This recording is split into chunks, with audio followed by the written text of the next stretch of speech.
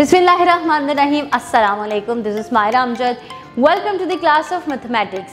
Dear students, आज हमने mathematics grade 3 में यूनिट नंबर 1 को कंटिन्यू करना है और आज का हमारा टॉपिक है नंबर लाइंस। जी बच्चों, आपने कभी नंबर्स को एक लाइन में अरेंज करके लिखा है? चलिए आज हम देखते हैं कि नंबर लाइन क्या होती है। तो जल्दी से अपनी बुक का पेज ओपन कर लें।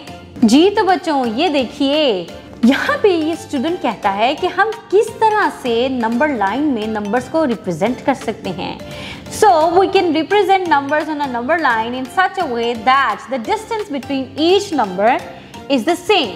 यानी कि जब हमने एक नंबर लिखा उसमें थोड़ा सा डिस्टेंस छोड़ के दूसरा नंबर लिखा, अब तीसरा नंबर लिखते वक्त हमने उतना ही डिस्टेंस छोड़ना है जितना हमने पहले में छोड़ा था।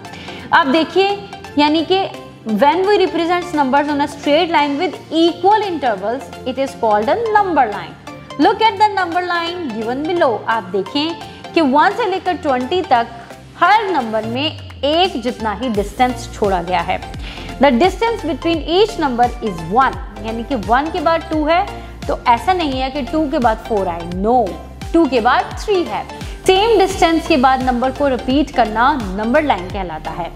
यहाँ पे आप देखिए, हमारे पास जो नंबर लाइन है उसमें हमने 5 का डिस्टेंस छोड़ा है। 0 के बाद 5 लिखा, फिर 5 के बाद फिर 5 छोड़ के 10 लिखा, फिर 10 में 5 छोड़ के 15 लिखा, यानी कि हमने 5 के इंटरवल्स के साथ ये वाली नंबर लाइन कंप्लीट की है। अब आप नीचे देखिए, जो यहाँ पे टॉयज हैं, पहला टॉय 10 नंबर पर है, दूसरा 50 पर है, यानी कि नंबर लाइन में हर 5 नंबर्स के बाद टॉय आ रहा है। अब देखिए, let us represent the numbers 3, 12 and 17 on the number line. तो आपके सामने एक नंबर लाइन है, आपने वहां से इन स्पेसिफिक नंबर्स को रिप्रेजेंट करना है। अब हम अपने एक्सरसाइज की तरफ चलते हैं। आपके पास जो नंबर लाइन है उसमें से आपने 4, 9, 13 और 18 को रिप्रेजेंट करना है, यानी कि सर्कल करना है।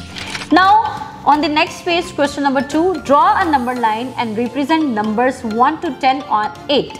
आपने नंबर लाइन लगानी है, आपने नंबर लाइन बनानी है और उसमें 1 से लेकर 10 तक नंबर्स को रिप्रेजेंट करना है।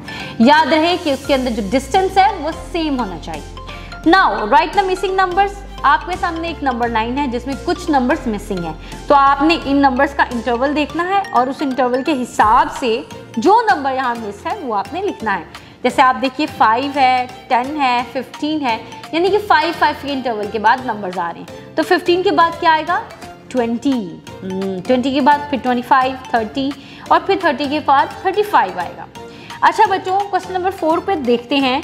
Identify the position of each animal on the number line.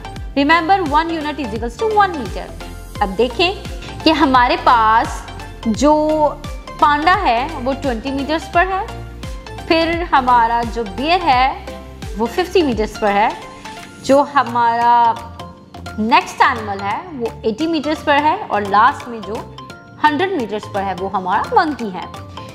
अब हमारा नेक्स्ट टॉपिक है कंपेयरिंग नंबर्स। जी आपको पता है ना कि जब हम नंबर्स को कंपेयर करते हैं तब हम दो नंबर्स को आपस में देखते हैं कि कौन सा नंबर ग्रेटर है और कौन सा स्मॉलर है।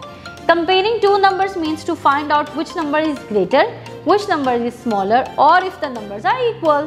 दो नंबर्स को आपस में देखकर हम ये फाइंड आउट करेंगे कि कौन सा बड़ा है, छोटा है या कौन सा बराबर है। तो लेस देन के लिए हम ये वाला सिंबल यूज करते हैं, ग्रेटर देन के लिए हम ये वाला सिंबल यूज करते हैं और इक्वल के लिए हम ये वाला सिंबल इस्तेमाल करेंगे। अब आप अपनी बुक के नेक्स्ट पेज पर चलें, जहाँ पे हम देखेंगे कि कौन सा नंबर जो है वो बड़ा है और कौन सा छोटा है। हमारे पास एक 48 का नंबर है और एक 98 का नंबर है। तो अब हम कंपेयर करेंगे इन नंबर्स को।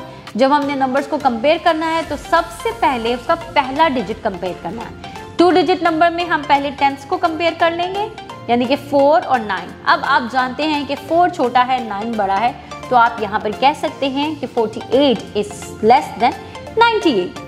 नाउ इन नेक्स्ट एग्जाम्पल आप देखिए, हमारे पास 3 डिजिट नंबर है।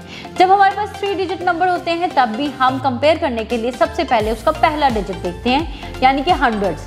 तो हमारे पास यहाँ पे दोनों के हंड्रेड्स में 8 है, इट मीन्स ये सेम है।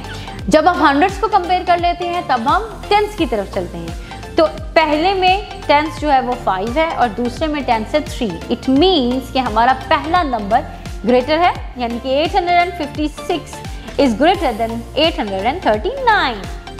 इसी तरह 4 डिजिट नंबर्स में भी आपने पहले थाउजेंड्स को कंपेयर करना है, फिर हंड्रेड्स को, फिर टेंस को और लास्ट में वंस को। जी तो बच्चों, मैं उम्मीद करती हूँ कि आपको प्लेस वैल्यू और कंपेयरिंग नंबर का कंसेप्ट अच्छे तरीके से समझ आ गया होगा।